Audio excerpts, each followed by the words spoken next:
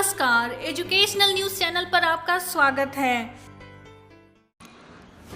UPSC civil सेवा प्रारंभिक परीक्षा 2020 का आयोजन 31 मई को होगा या नहीं, इस सवाल पर अभी भी सस्पेंस बरकरार है। संघ लोक सेवा आयोग यूपीएससी यह साफ कर चुका है कि वह 3 मई को लॉकडाउन खत्म होने के बाद इस संबंध में फैसला लेगा, लेकिन यह भी सच है कि आयोग इस परीक्षा को तय तिथि 31 मई पर आयोजित करने के लिए लगातार तैयारियों में जुटा हुआ है। यूपीएससी सिविल सेवा परीक्षा में हर वर्ष आईएएस, आईपीएस, आईएफएस, आईआरएस बनने के ख्वाब संजोकर रखने वाले करीब 9 से 10 लाख युवा रजिस्ट्रेशन करवाते हैं और इनमें से 7 से 8 लाख युवा परीक्षा में बैठते हैं। इस वर्ष करीब 10 लाख उम्मीदवारों ने परीक्षा के लिए रजिस्ट्रेशन करवाया है, लेकिन कोरोना वायरस संक्रमण और लॉकडाउन की स्थिति ने उनकी तैयारियों व मकसद के आगे बाधा पैदा कर दी है। अगर यह परीक्षा होती है तो कोरोना वायरस महामारी फैलने और लॉकडाउन के बाद यह पहली बड़ी परीक्षा होगी।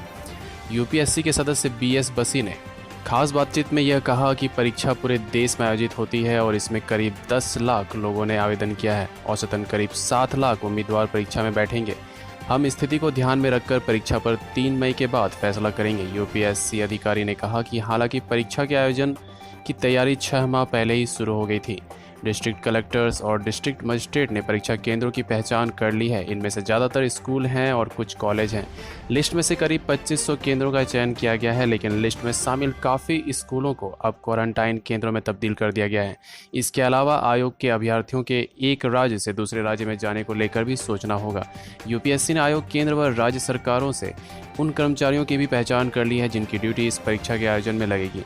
करीब 1.6 लाख कर्मचारियों की मदद से इसका आयोजन होगा। हम आमतौर पर स्टेशनरी और आंसर सीट का कंसाइनमेंट परीक्षा से 3 माह पहले भेज देते हैं, लेकिन इस बार कंसाइनमेंट फंस गया है।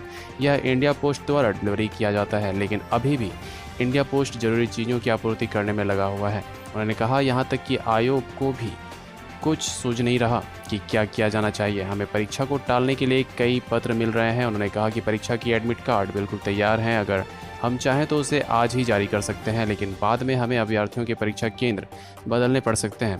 पश्चिम बंगाल में स्कूल जून मध्य तक बंद है। हम वहां राज्य सरकार के सहयोग के बिना परीक्षा आयोजित नहीं कर सकते।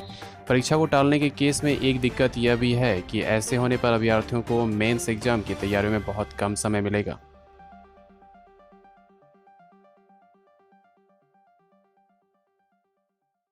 ऐसे ही खबरों के लिए बने रहें हमारे साथ, देखते रहें एजुकेशनल न्यूज चैनल।